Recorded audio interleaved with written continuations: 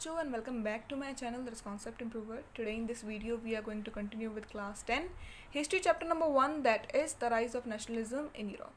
And ये जो है 9th पार्ट है इस चैप्टर का. जो फर्स्ट 8 पार्ट थे वो ऑलरेडी मैं अपलोड कर चुकी हूँ अपने चैनल पे, जिनका लिंक मैंने डिस्क्रिप्शन बॉक्स में दे दिया है. अगर आपने वो वीडियोस नहीं देखी हैं तो आप वहाँ से जाकर के वो वीडियोस देख सकते हो.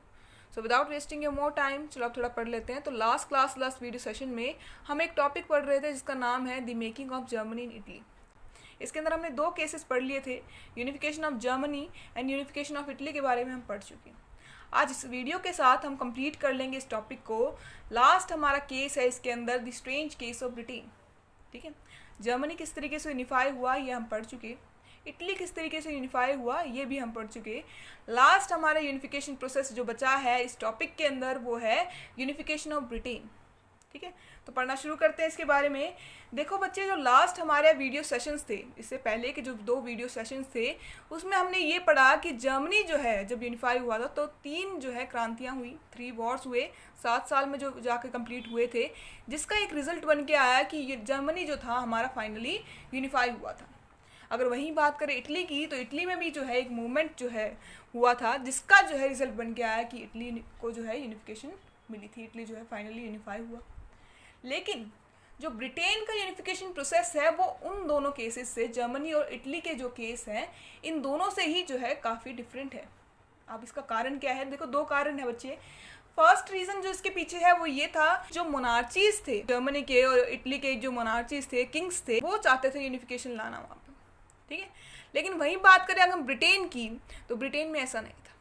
ठीक है, इसके अलावा दूसरी बात क्या थी, दूसरा डिफरेंस क्या था, वो ये था कि जर्मनी में जैसे हमने पढ़ा कि वॉर हुआ, जर्मनी में जो है 3 वॉर्स हुए थे जिसका रिजल्ट बन के जो है क्या आया कि जर्मनी हमारा यूनिफाई हुआ. वहीं बात करें अगर हम इटली की, तो इटली में भी एक मूवमेंट हुआ जिसका रिजल्ट बन के जो है क्या आया कि इटली को जो है फाइनली यूनिफिकेशन मिली, इटली जो है फाइनली यूनिफाई हुआ था. लेकिन अगर हम ब्रिटेन की बात करें तो ब्रिटेन का यूनिफिकेशन जो है किसी क्रांति, किसी वॉर या किसी मूवमेंट के कारण नहीं हुआ था.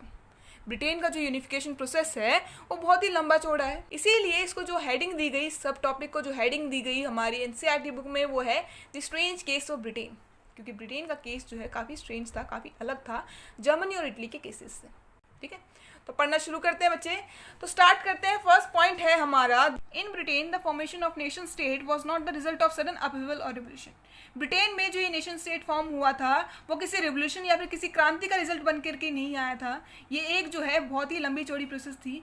It was a result of long drawn out process. ये जो है एक बहुत ही लंबी चौड़ी प्रोसेस थी, बहुत सारी स्टेजेस में जो है ये पूरा जो है यूनिफिकेशन प्रोसेस बटा हुआ था. इसके अलावा क्या बताया हुआ है कि जो ब्रिटिश एम्पायर था उसमें 3 मेन कम्युनिटीज़ थी. कौन सी थी वो? English, Scottish and Irish community. तो पढ़ना शुरू करते हैं इस टॉपिक के बारे में. देखो हमारे बोर्ड पे फर्स्ट पॉइंट क्या लिखा हुआ है, before the 18th century there was no British nation. 18th century से पहले कोई भी ब्रिटिश नेशन नहीं था. ठीक है, 18th सेंचुरी से पहले अगर कोई ब्रिटिश नेशन नहीं था तो बाद में ऐसा क्या हुआ कि ब्रिटिश नेशन की एक जो है चाहत होने लगी लोगों में. ठीक है, तो वही पढ़ते हैं.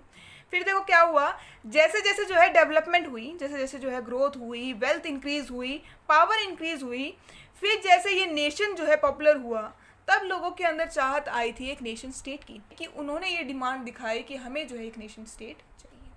अब देखो फिर क्या हुआ, 1688 में जो मोनार्चीज थे, जो किंग्स थे, इनकी पावर्स को सीज कर दिया गया by the English parliament.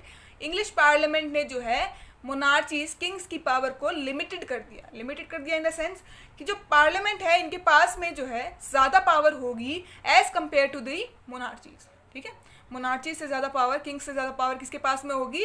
Parliament के पास. अब इसके बाद क्या हुआ, देखो English parliament has seize the power of monarchies in 1688. ठीक है, इंग्लिश पार्लियामेंट ने जो है मोनार्चीज की पावर को सीज कर दिया था. इसके अलावा क्या हुआ था कि इंग्लैंड जो है एक नेशन स्टेट बन चुका था.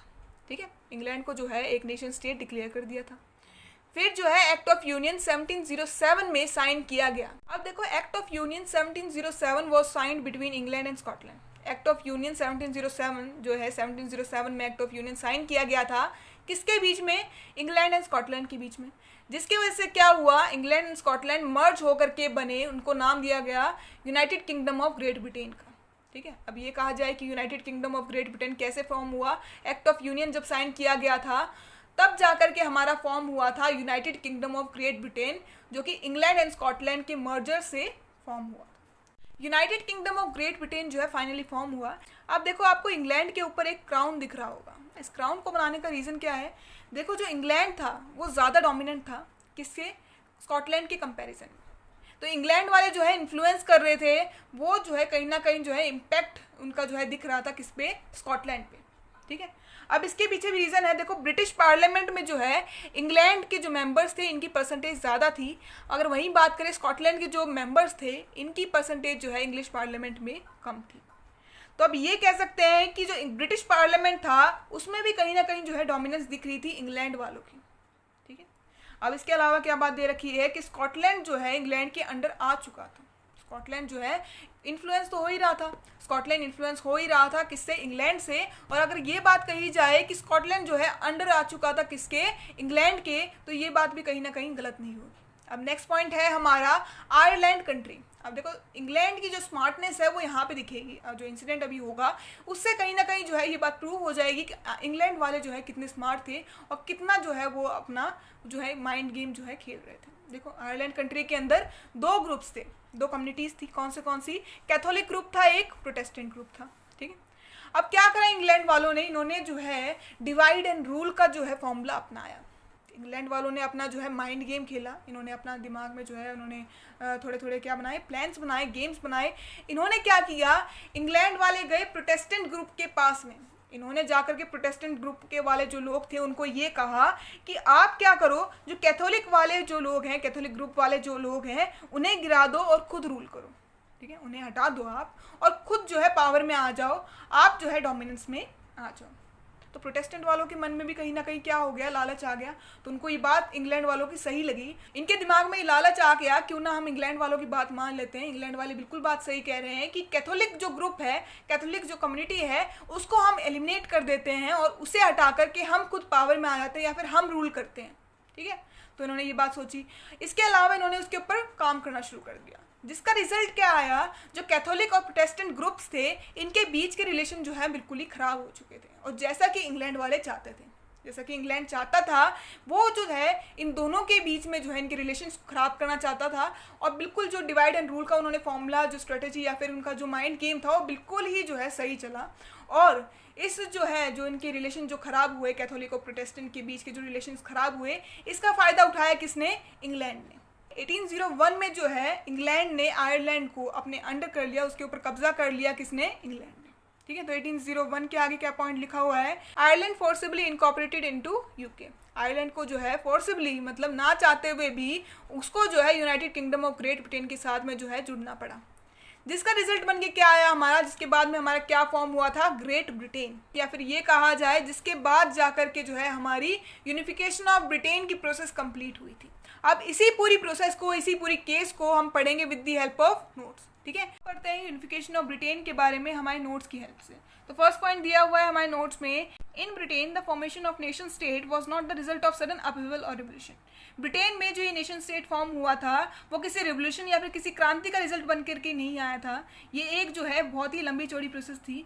It was a result of long drawn out process. ये जो है एक बहुत ही लंबी चौड़ी प्रोसेस थी। बहुत सारी स्टेजेस में जो है ये पूरा जो है यूनिफिकेशन प्रोसेस बटा हुआ था। ठीक है, किस तरीके से यूनिफाई हुआ ब्रिटेन, ये बात हम पहले ही पढ़ चुके हैं। पूरा केस हम पहले भी स्टडी कर चुके हैं। अब देखो आगे क्या लिया हुआ है इसके बारे में। British empire consisted of English, Scottish and Irish community. जो ब्रिटिश एम्पायर था उसके अंदर तीन मेन कम्युनिटीज़ थी। कौन सी? English, Scottish and Irish community. English community का मतलब क्या था? इंग्लिश में आते थे हमारे इंग्लैंड वाले जो लोग थे, स्कॉटिश में आते थे हमारे स्कॉटलैंड के, और आयरिश में आते थे हमारे आयरलैंड के जो लोग थे। ठीक है, इसके अलावा prior the 18th century there was no British nation. 18th century से पहले कोई भी ब्रिटिश नेशन नहीं था। इसके बाद क्या हुआ?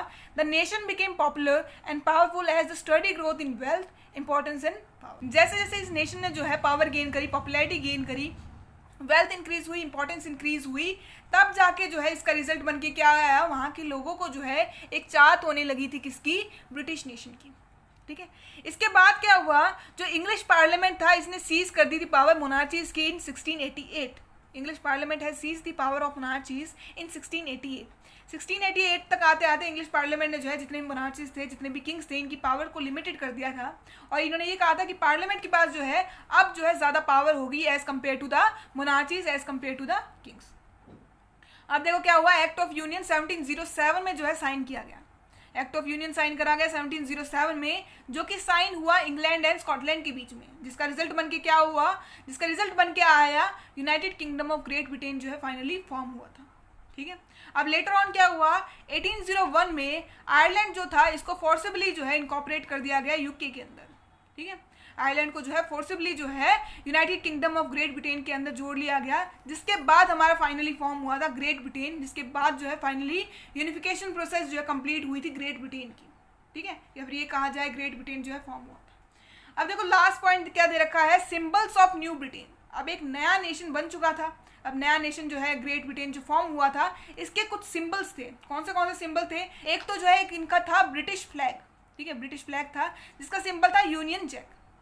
नेशनल एंथम जो था कौन सा था, वो God save the Nobel king. इसके अलावा कौन सी लैंग्वेज जो है ज़्यादातर प्रमोट की गई, जैसे कि हमने पढ़ा था कि जो इंग्लिश कम्युनिटी थी, जो इंग्लैंड के लोग थे, वो ज़्यादा जो है पावर में थे। इसके अलावा जो है वो इन्फ्लुएंस कर रहे थे बाकी दो कम्युनिटीज़ को। ठीक है, उनके ऊपर हावी पड़ रहे थे। तो इंग्लैंड की जो है लैंग्वेज थी हमारी इंग्लिश, तो इंग्लिश को जो है ज़्यादा प्रमोट किया गया, तो इसीलिए लिखा हुआ है English language was actively promoted. तो इसी के साथ ये टॉपिक जो था हमारा the making of German in Italy, ये कंप्लीट हुआ। नेक्स्ट क्लास में हम पढ़ेंगे विजुअलाइजिंग द नेशन, जो हमारा नेक्स्ट टॉपिक है उसे। अगर वीडियो ज़रा भी अच्छा लगा हो तो लाइक और सब्सक्राइब करना मत भूलना, और कमेंट ज़रूर करना कि आपको इस चैप्टर में क्या डाउट है। इसके अलावा नेक्स्ट जो है आपको वीडियो कौन से टॉपिक्स पे चाहिए। Thank you.